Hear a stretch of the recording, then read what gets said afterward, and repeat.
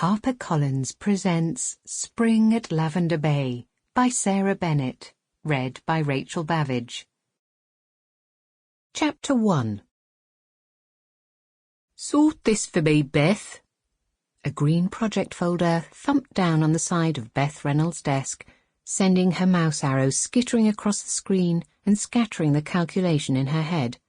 Startled, she glanced up to see a wide expanse of pink-shirted back already retreating from her corner desk pod. Darren Green was her team leader, and the laziest person to grace the 12th floor of Buckland Sheridan in the 3 years she'd been working there. She eyed the folder with a growing sense of trepidation. Whatever he'd dumped on her, she glanced at the clock, at 3:45 on a Friday afternoon was unlikely to be good news. Well, it would just have to wait.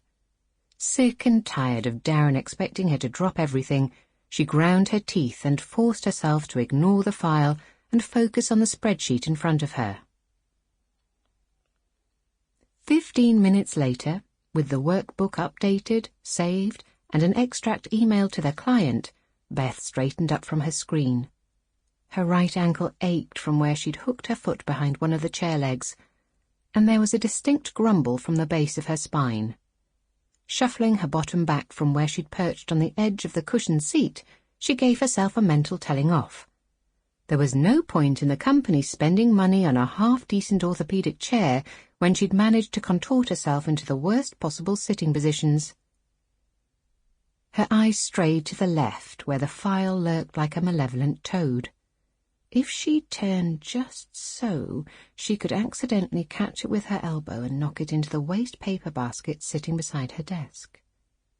Brushing off the tempting idea, she grabbed her mug and stood up.